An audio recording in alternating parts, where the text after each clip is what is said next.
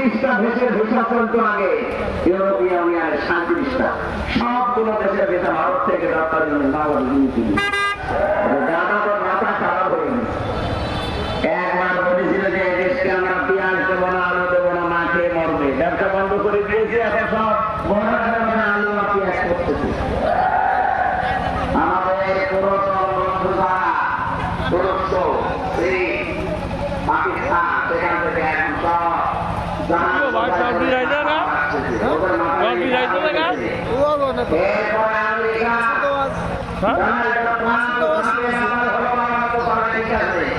Nanu pagalo, na ayan, ayan.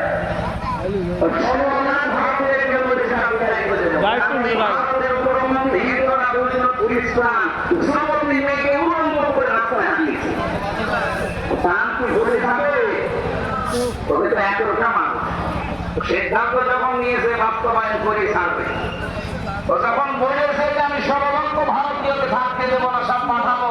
আমার মেয়েকে, আমার বোনকে, আমার বউকে উলঙ্গ করে ঘোড়ায় নিজের দেশে ওদের আমি ডেকে দেবো, তাই বলছি। আমার এই মোবাইলটা সর্বোচ্চ কল আসলে আসবে তার এশিয়া সাহেবের ইয়েসের মোবাইল থেকে, মানে আমার সাথে জেলে ছিল এই কারণে অবুকায়। আর ডক্টর ইউনূসের মোবাইলে কল দেয় উটের মা, আন্দাজে দিলা পান, ওটা মাথা না, ওটা একটা ম্যাগনেট। কিচ্ছু বলে না হঠাৎ করে এমন কাজ করবে, দাদার ধুতি খুলে যাবে। খালি বলেছিল যে 7 সিস্টার থাকবে না, ও ধুতি আছে কিনা দেখি না। মাথা এমনি খারাপ হয়ে গেছে আপনাদের, আমরা জানি।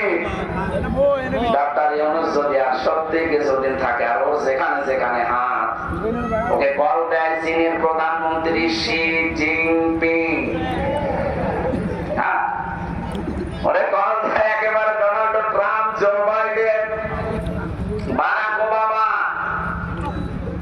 আর আপনার মোবাইলে কল কেউ দেয় না, আপনি নিজে নিজে মোবাইল করেন, নিজে নিজে রেকর্ড করেন, নিজে নিজে এডিটিং করেন, নিজে ছেড়ে দেন, মানুষকে ভয় দেখাতে। মানুষ এখন সব বোঝে, কেউ তো কল দেয় না, কি করবে?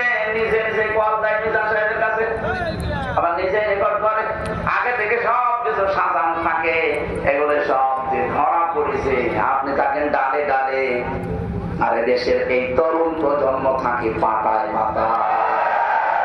এটা চেনে আপনি কত দূর উঠতে পারেন মানুষ, এরা আগে থেকে তার আগে উঠে বসে আছে।